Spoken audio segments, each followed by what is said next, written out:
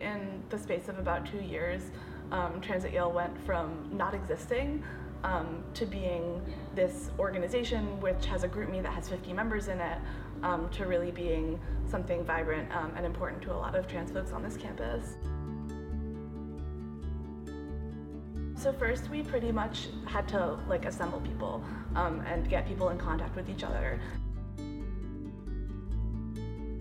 For us that looked like creating our GroupMe, it looked like creating an email list, and it looked like just getting everyone in the same room. When I first came in to Yale, it didn't really feel like there was a trans community at all. Trans at Yale didn't exist then in 2014. I had made this assumption in my head that there were no other trans people on campus. Beyond the Binary started 3 years ago. It was initially an event that we had as part of programming for Trans Week at Yale. It was going to be like an experience sharing panel of what it's like to be trans at Yale. And that was the first time I think I actually met a whole bunch of other trans people at Yale. I was there and I was surrounded by mostly, if not all, people I didn't know. Made me think oh wait, there's actually a lot of potential here to actually make a cohesive group maybe. Trans Yale started Trans Day of Remembrance 2015. After the ceremony happened, a large group of the trans students just went over to the office. We were all just talking, hanging out, and we just started saying that this is kind of nice to just have a group of people to talk with about this. That was sort of when we decided to start Trans at Yale. Another thing that was really important was figuring out what the needs were of the people in the group.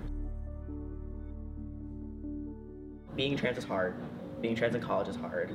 Being trans in an Ivy League is hard, and it's so nice to have a group of people who understand that and can act as a safety net. Being at Beyond the Binary was finally having a space where I didn't have to have the words to explain myself to other people because everybody else understood what it was like. Even just walking here, I always feel a little self-conscious about being gender non-conforming on campus. And when you're with a whole bunch of gender non-conforming people on campus, you stop feeling weird about being gender non-conforming on campus because it's not non-conforming anymore. Sometimes it was just just to hang out and talk to other people without our identities being the central focus of the conversation. So it's okay, now that we're all trans in the room, let's talk about something that's not that. A big thing that Trans at Yale does is In the Closet, which is a trans clothing swap. People need a ton of new clothes when they're transitioning, right? And people get rid of a ton of old clothes when they're transitioning as well. So why not a clothing swap? People can bring whatever they want and take whatever they want and try on clothes in this space with other trans people.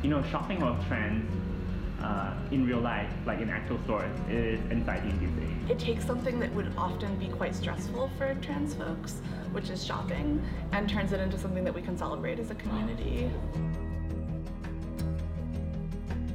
A third thing that we did was to try to use the institutional resources that were available to us. That looked like registering Trans at Yale as an organization so that we could apply for undergraduate organizations funding for our different events. I've been trying to coordinate more brunches and more social gatherings, having spaces where trans people can get together and talk about other stuff aside from being trans. Another thing that's nice about Trans at Yale being registered is that we can co-sponsor other organizations' events. Trans at Yale co-sponsored a rally that was organized by New Haven activists when the Supreme Court refused to hear Gavin Grimm's case. Another thing that we've done in terms of advocacy is organize Trans Days of Remembrance and Visibility for the past 2 years. So I think that being a registered organization makes Trans at Yale more accessible to especially students who may not already know someone who's trans at Yale.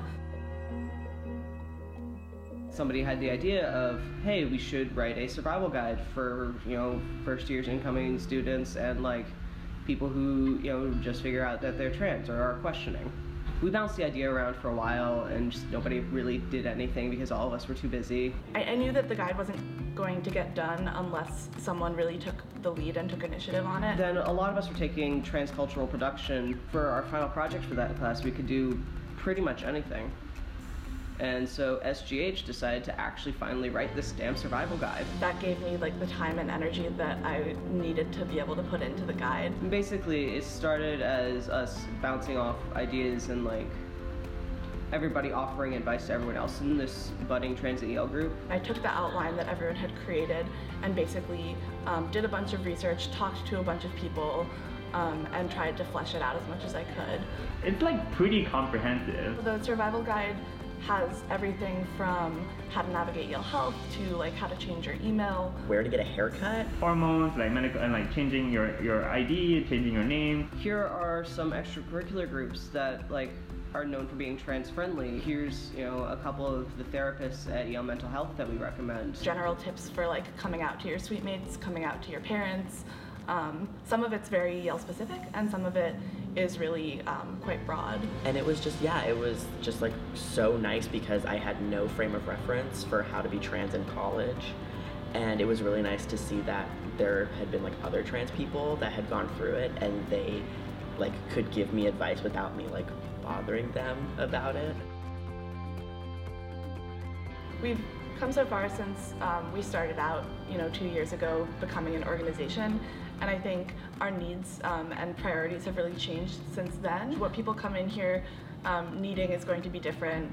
What people want to do in terms of activism is going to be different. I'm expecting it to get even bigger and better, and like people come in even more enthusiastic than before and even more excited to like start doing stuff and making change. I just really hope that this group can continue to evolve to meet the needs of the people that it's meant to represent.